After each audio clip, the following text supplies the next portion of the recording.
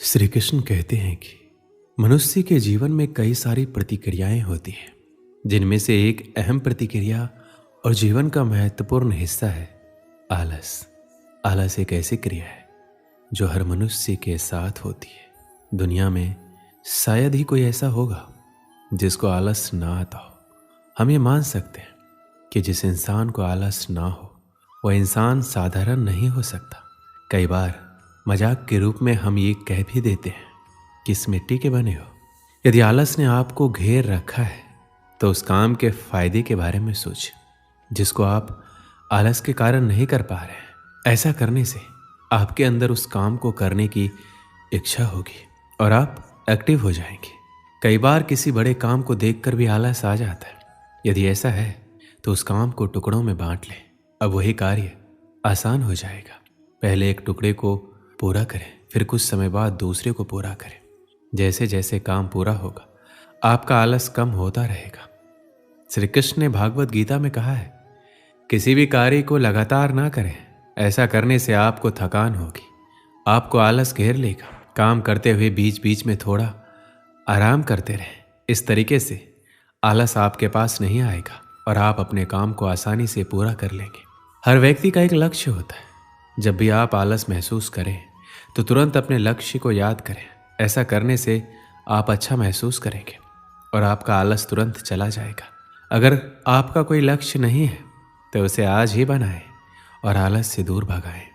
यदि आप चाहते हैं कि आलस आपके पास ना आए तो एक समय में एक ही काम करें।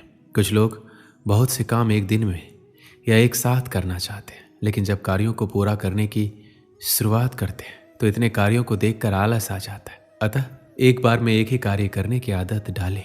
किसी भी काम को टालना छोड़ दें, क्योंकि काम को टालना भी आलस कहलाता है। जो लोग काम को टालते हैं वो लोग आलसी लोग कहे जाते हैं। कार्य को टालते रहने से कार्य तो पूरा नहीं होता, बल्कि काम को टालने की आदत हो जाती है। तो कार्य को टालना बंद करो, आलस खुद ही भाग जाएगा। आप जो भी काम करें एक योजना बनाकर करें। किसी भी काम को योजना के साथ करने से आलस नहीं आता, बल्कि अच्छा लगता है, क्योंकि पता होता है कि हमें कौन सा काम कब करना है। आप अपने योजना में उतने ही कार्यों को जगह दें जितने आप कर सकें। अस्त व्यस्त जीवन से निराशा और आलस ही आता है, लेकिन योजना के साथ काम करने से आपको पता होता है कि कौन सा काम कब और कैसे करना है। ऐसा करने से आप अपने काम को प्यार करने लगेंगे। आलसी होने का मतलब है आप परिवर्तन से डरते हैं, इसलिए हर दिन कार्य को कल पर टालते जाते हैं। कल करेंगे, परसों करेंगे, अतः वो कार्य कभी पूर्ण नहीं होता। क्योंकि हम जहाँ पर हैं हम खुद को सुरक्षित महसूस करते हैं, अतः हम बदलाव से डरते हैं। हमें लगता है शायद हम अपनी सुरक्षा को खो देंगे। कर्म करने से इनकार करना कायरता की निशानी है। आलस्य और कायरता एक समान है। किसी भी इंसान को तब तक नहीं बदला जा सकता जब तक वो खुद बदलना ना चाहे। फिर भी आप उसको बदलना चाहते हैं तो उसे कोई बड़ी जिम्मेदारी दे सकते हैं या उसे अपने कर्तव्यों का एहसास दिलाकर शर्मिंदा कर सकते हैं। आलसी इंसान में आत्मविश्वास की कमी होती है। कोई भी इंसान तभी बदलता है जब कोई उसकी भावनाओं को चोट करता है। इसलिए आप उसकी भावनाओं पर चोट करें। आप उसकी किसी कमजोरी पर वार करके उसके दिल में चिंगारी लगा सकते हैं। जिस इंसान का कोई लक्ष्य नहीं होता वही इंसान आलसी होता है। इसलिए आप उसको कोई सपना दिखाकर उस लक्ष्य को प्राप्त करने के लिए उत्साहित करें। इसलिए सिर्फ मेहनत करना ही जरूरी नहीं है। हम मेहनत किस कार्य में कर रहे हैं, क्यों कर रहे हैं, उस कठिन मेहनत से हमें क्या परिणाम मिलेगा, ये जानना और समझना भी बहुत आवश्यक है। क्योंकि बिना किसी प्रारूप, रणनीति और परिणाम की सोच के बगैर किए गए कार्य हमें हमारे सपनों को पूरे नहीं होने देंगे। इसलिए कहते भी हैं, आज के समय में सिर्फ मेहनत और ईमानदारी से किए गए कार्य की सफलता आपको मिलेगी, बल्कि स्मार्ट लक्ष्य निर्धारित और योजना के साथ करके हम अपने सपनों को पूरा कर सकते हैं। क्योंकि बेशक मेहनत सफलता की गारंटी तो नहीं, पर उसको मिलने के अवसर को बढ़ा जरूर देती है।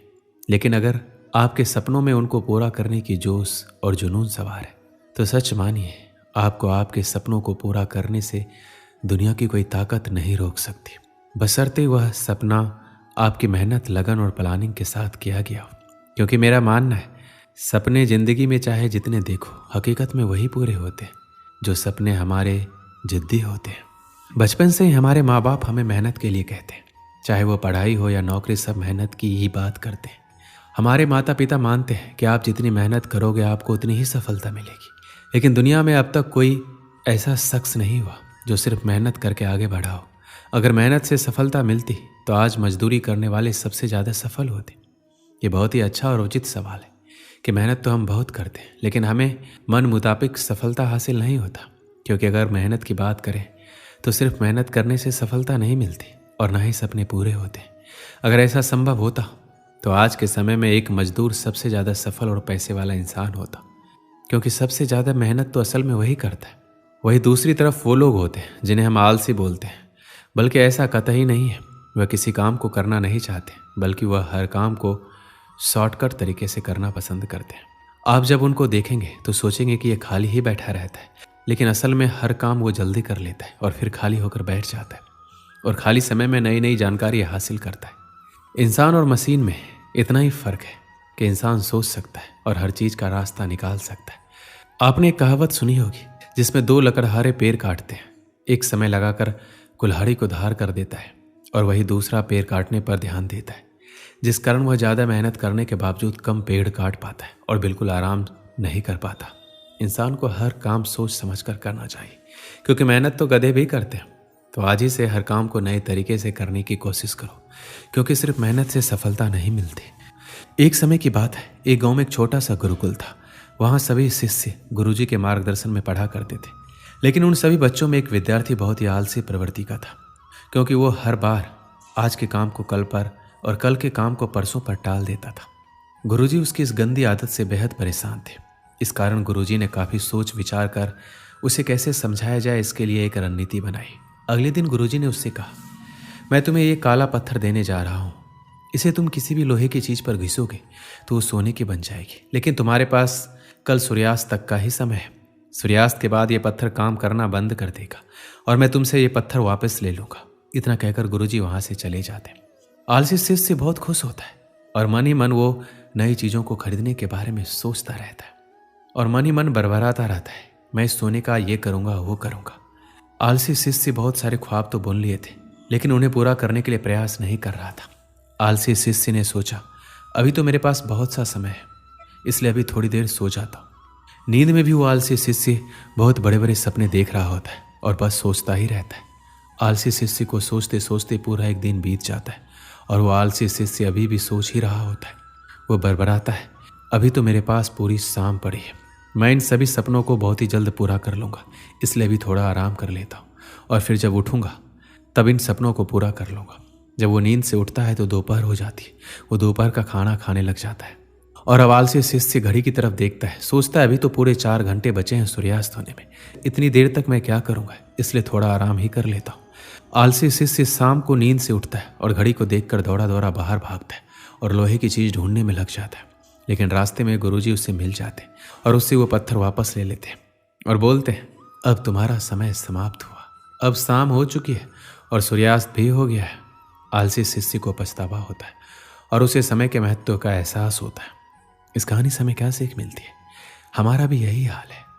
हम भी आज के काम को कल पर, कल के काम को परसों पर टालते रहते हैं, जिसके कारण वो काम कभी नहीं हो पाता। इसलिए तो कहा गया है कि कल कभी नहीं आता, जो करना है आज ही करो। हमें काम को कल पर नहीं टालना चाहिए। जितने भी सफल लोग इस धरती पर हुए हैं उन्होंने समय का सदुपयोग किया है, इसलिए वो सफल हुए हैं। अगर हमें भी सफल बनना है तो हमें आज में ही जीना होगा। दोस्तों, इस वीडियो में बस इतना ही। मिलते हैं अगली वीडियो में। अपना ख्याल रखिएगा। जय श्री कृष्णा।